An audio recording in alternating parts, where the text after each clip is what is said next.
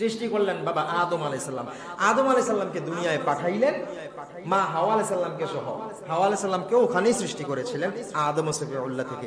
বাবা আদম থেকেই মা হাওয়াকে সৃষ্টি করেছেন। প্রথমে বডি তৈরি করলেন বাবা আদমের, তারপর সৃষ্টি করলেন মা হাওয়াকে, ওখানে রাখলেন। তারা দুজনেই ওখানে আল্লাহর একটা হুকুম অমান্য করে ফেললেন। পরবর্তীতে দুনিয়ায় পাঠাইলেন দুজনকে, পাঠাইয়া তারপর তাদেরকে দুজনকে আবার একত্রিত করলেন অনেক লম্বা সময়ের পরে, করে তাদের দুজনকে সংসার করতে বললেন। সুবহানাল্লাহ। সংসার করে জোড়ায় জোড়ায় জোড়ায় জোড়ায় তাদেরকে সন্তান দিতে শুরু করলেন। এইভাবে হলো কি মানুষ। আমরা আজকের যে আলোচনা বিষয়টা ছিল আরেকটা, কিন্তু আমি এই আলোচনা না করলেই নয়, খুব জরুরি আলোচনাটা করা। এখন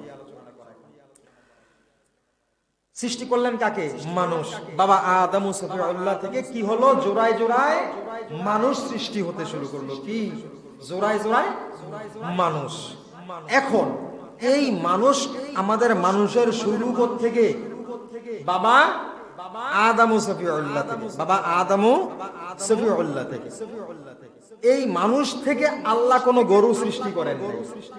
খুব খেয়াল, মানুষ থেকে কোনো গরু সৃষ্টি করে নাই, মানুষ থেকে কোনো ছাগল সৃষ্টি করে নাই, মানুষ থেকে কোনো বাঘ সৃষ্টি করে নাই, মানুষ থেকে শিয়াল সৃষ্টি করে নাই, মানুষ থেকে কুকুর সৃষ্টি করে নাই, মানুষ থেকে কোনো প্রাণীকে সৃষ্টি করা হয় নাই, অথবা কোনো প্রাণী থেকে মানুষ সৃষ্টি করা হয় নাই।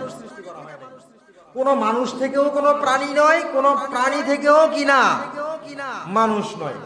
শুধু মানুষ, মানুষ থেকেই সৃষ্টি। মানুষ আল্লাহ পাক প্রথম মানুষ সৃষ্টি করলেন কাকে? বাবা আদম সফিউল্লাহকে, বাবা আদমকে। এরপর থেকে কিয়ামত পর্যন্ত যত মানুষ সৃষ্টি করবেন সমস্ত কি মানব সন্তান। কি সন্তান? মানব সন্তান। বর্তমানে কিছু এমন লেখালেখি হচ্ছে, বর্তমানে এটা অনেক আগে থেকে বিজ্ঞান বলছে মানুষ থেকে মানুষ সৃষ্টি নয়। কি বলছে? মানুষ থেকে মানুষ সৃষ্টি নয়, বানর থেকে মানুষ সৃষ্টি। বানর থেকে, কি থেকে? বানর থেকে সৃষ্টি হয়েছে। আজ গতকাল আমি একটা বই দেখলাম, ইদানিং এটা নিয়ে খুব আলোচনা হচ্ছে। ক্লাস 6-7 মনে হয় সম্ভবত, এগুলা বিজ্ঞান বইয়ের মধ্যে। এই পড়াগুলো এতদিন মনে হয় ছিল না, ইদানিং এগুলো চালু করেছে। এগুলা চালু করেছে। আমাদের দেশে মুসলমানের দেশ 95%। কয় পার্সেন্ট? 100 থেকে 95 জন মুসলমান। এই মুসলমান দেশের মধ্যে প্রত্যেকটা গ্রামে, প্রত্যেকটা পাড়ায়, প্রত্যেকটা মহল্লায়, প্রত্যেকটা মসজিদে, প্রত্যেকটা মাদ্রাসার মধ্যে প্রতিনিয়ত এই সৃজন আসলে মাহফিল করে এক একজন বক্তা 100, 150, 200, 500, 700, 1000 বয়ান রাখে। বয়ান করে কুলাতে পারে না।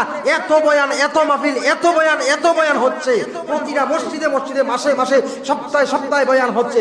এত ইসলামের খেদমত, এত ইসলামের কাজ, এরপরেও কত বড় দুঃসাহস করে বসেছে মুনাফিকের দলেরা, নাস্তিকরা, ইসলাম বিদ্বেষীরা। তারা এখন বর্তমান স্কুলের বইয়ের মধ্যে, ক্লাসের বইয়ের মধ্যে লিখে দিয়েছে মানুষ নাকি বানর থেকে সৃষ্টি হয়েছে। আপনি দেখেন, নাস্তিকরা আমরা যতই চেষ্টা করতেছি, প্রতি সপ্তাহে সপ্তাহে বয়ান করতেছি, প্রতি মাসে মাসে বয়ান করতেছি, এখন এমন কোন দিন নাই মাহফিল হয় না। এমন কোন দিন নাই মাহফিল হচ্ছে না, বয়ান হচ্ছে না। কোথায় যাচ্ছে এগুলো? হেদায়েত কোথায়? আমাদের দেশে চালু হচ্ছে বানর থেকে নাকি মানুষ হয়েছে, বইয়ের মধ্যে পড়ানো হয়। আমাদের স্কুলগুলোতে, স্কুলে যারা পড়ায় মাস্টাররা, ওরা কি মুসলমান নয়? কথা বলেন, ওরা কি মুসলমান নয়? এই মুসলমানরা এই বইটা গ্রহণ করলো কি করে? মাস্টার হইছে বইলা কি সে মুসলমান না? মুসলমান হইয়া সে বইটা গ্রহণ করেছে কি করে?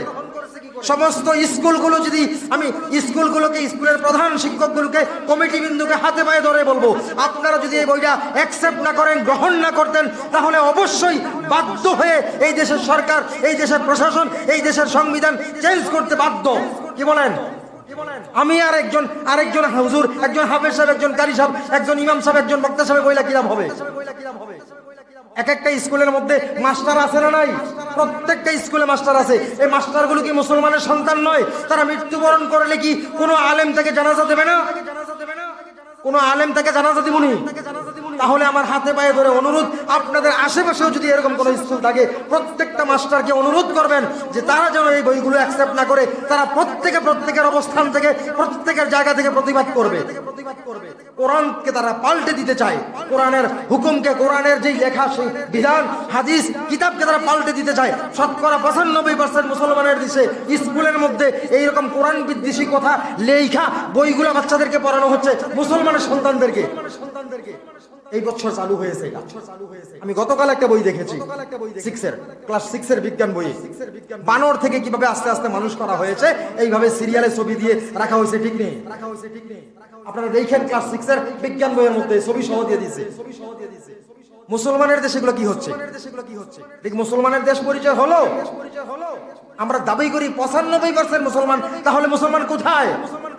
95% মুসলমানের ঘরের মধ্যে ইসলাম বিদ্বেষীরা তাদের বিজ্ঞান ঢুকিয়ে দিয়েছে কোরআনের বদলে, কোরআনকে পাল্টে তারা বিজ্ঞান ঢুকিয়ে দিয়েছে। আমরা এগুলো কিভাবে সহ্য করবো বলেন? যারা সহ্য করতেছে তাদের ভিতরে ইমান সঠিক নয়, ইমানকে নরচর করানোর জন্যই এগুলা করতেছে, যাতে মুসলমানের ইমান, মুসলমানের সবচাইতে বড় অস্ত্র হাতিয়ার হচ্ছে কি? ইমান। সব মুসলমানের সবচাইতে বড় হাতিয়ার ইমান। এই ইমানটাকে দুর্বল করার জন্য বিভিন্ন চক্রান্তে তারা এই কাজগুলো করতেছে। না হয় পোলাপানকে, ছেলে মেয়েদেরকে লেখাপড়া করে মানুষ করব, এই মানুষ করতে গেলে এখানেই গাবলা।